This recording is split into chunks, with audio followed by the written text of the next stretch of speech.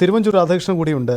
Shri Thiruvanchoor Radhakrishnan, UDF judicial അന്വേഷണം ആവശ്യപ്പെട്ട് നിൽക്കുമ്പോഴാണ് തൻ്റെ ആക്ഷേപത്തിൽ നിന്ന് ഈ ബാർ ഉടമ അനുമോൻ പിന്നോട്ട് പോകുന്നത്. അപ്പോൾ നിങ്ങളുടെ വാദങ്ങൾ നിലനിൽക്കുന്നതല്ല. അല്ല, അപ്പൊ ഇടതുപക്ഷവും അനുമോനും തമ്മിൽ നല്ല ബന്ധമാണെന്നുള്ള വളരെ ക്ലിയർ ആയില്ലേ?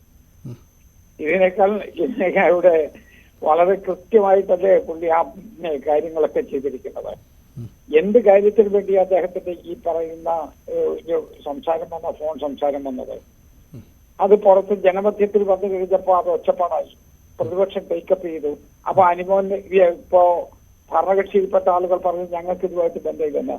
അനുമാനം തടിയൂരി, ഭരണകക്ഷിയും തടിയൂരി. അപ്പൊ ഇത് രണ്ടും ഒത്തുകളിക്കുകയാണെന്നുള്ള ആർക്കാണ് അറിവില്ലാത്തത്? വളരെ കൃത്യമായി സാമാന്യ ബുദ്ധിയുള്ള ഒരാൾക്കും ഇത് ബോധ്യപ്പെടുന്നതല്ലേ?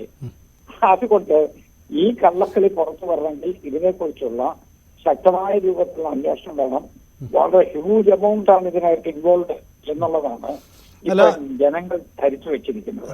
അത് ഈ സർക്കാർ ഈ അന്വേഷണം പ്രഖ്യാപിച്ചു, അതിന്റെ ഒരു സമ്മർദ്ദത്തിൽ അദ്ദേഹം ആക്ഷേപത്തിൽ നിന്ന് പിന്നോട്ട് പോയി, അങ്ങനെയാണോ കരുതുന്നത്? അല്ല, സർക്കാരിന്റെ അന്വേഷണം സർക്കാർ നടത്തുന്നു, സർക്കാരിന്റെ ആളുകളെ വെച്ച് അന്വേഷിപ്പിക്കുന്നു. ഇതല്ലേ കാര്യം. സർക്കാരിന് വേണ്ടി സർക്കാർ നിയോഗിച്ച സർക്കാർ കമ്മീഷൻ അവരല്ലേ അന്വേഷണം നടത്തുന്നത്. അതുകൊണ്ട് സ്വാഭാവികമായിട്ട് സത്യം പുറത്തു വരികയില്ല എന്നുള്ളത് കൃത്യമല്ലേ? ആ സത്യം പുറത്തു വരത്തക്ക വിധത്തിലുള്ള നടപടി വേണം. അന്വേഷണത്തിന്റെ ഒരു ഘട്ടം വന്നപ്പോഴേക്കും അനുമോൻ തന്നെ കൂറുമാറി, ഞാനും ഇതിനകത്തില്ലെന്ന് പറഞ്ഞു. അപ്പോൾ ആദ്യം പ്രതി ഒന്നായി, അതുകൊണ്ട് കേസ് ഇല്ലാതാകുമോ?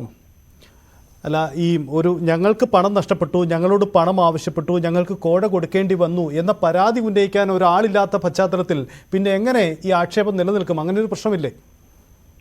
ആളില്ല, ആളുണ്ടോ ഇല്ലയോ എന്നുള്ളത് ഇനിയും പുറകെ വരാൻ പോകുന്നതല്ലേ. അനുമോൻ പണം തിരിച്ചതാണ് പ്രധാനപ്പെട്ട പ്രശ്നം. അതിന്റെ വീഡിയോ സന്ദേശമാണ് പുറത്തു വന്നത്.